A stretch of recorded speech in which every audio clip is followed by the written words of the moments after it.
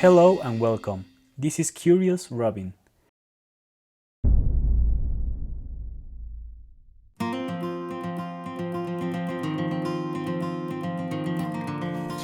Where the Wild Things Are tells the story of Max, a young boy who misbehaves so much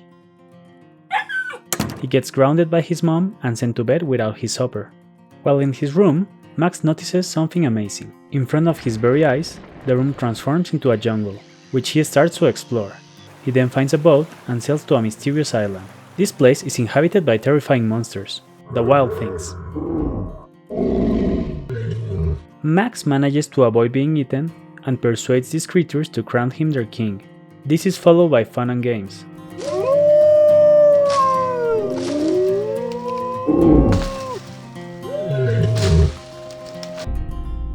Until Max gets bored and decides to return home. He makes it back to his room and finds his supper waiting for him, still hot.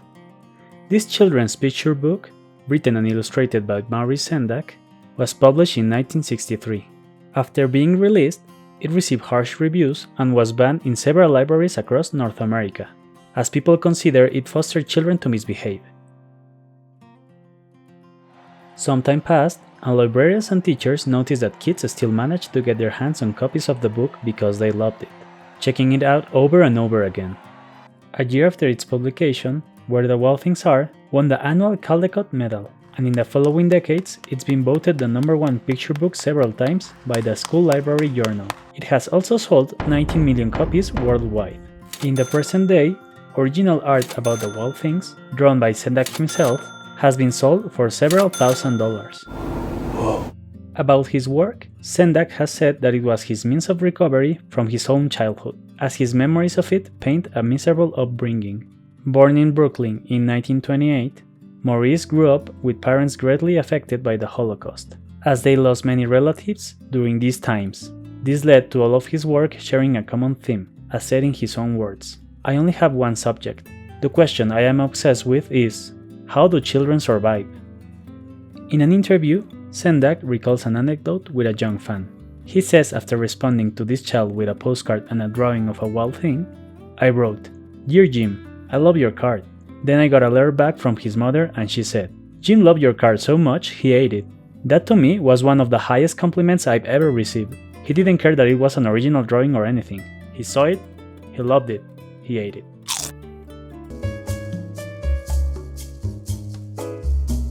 Since the 80s, there were several attempts to create a feature-length adaptation of Sendak's book.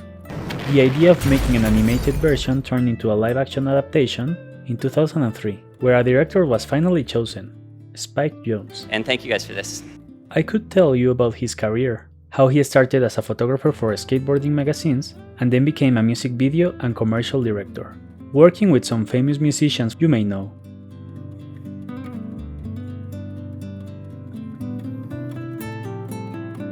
I could mention he then directed two weird, beautiful and widely successful films, or how his filmmaking style helped define creative storytelling for years to come. Instead, I'll present an extract from an interview done to him by Alex Billington about his adaptation of Where the Wild Things Are.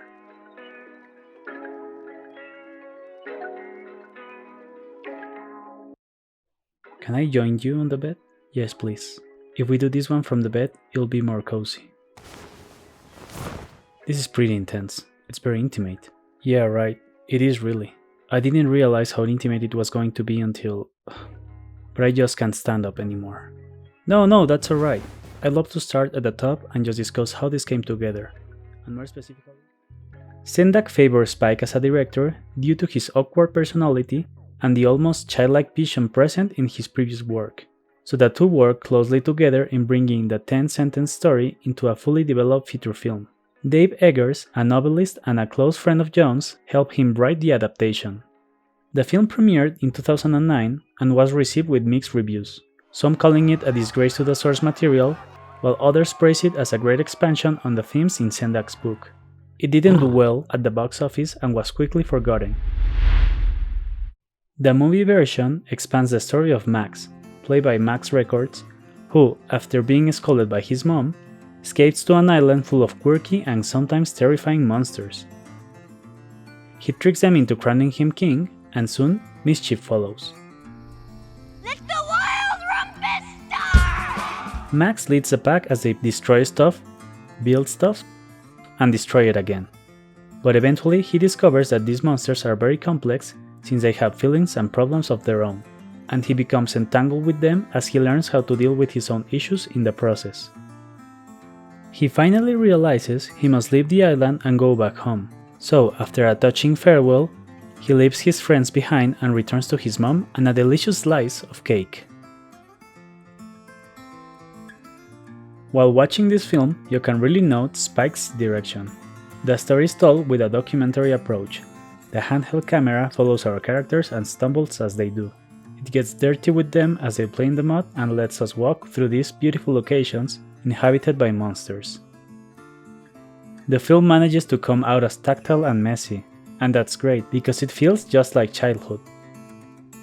Jones and Eggers chose to expand Sendak's work by making the screenplay more complex. Each Wildthing has a distinct personality and symbolic presence in this version, while the combination of practical effects, CGI, and nuanced performances bring the book's monsters to life as they not only look but feel amazing.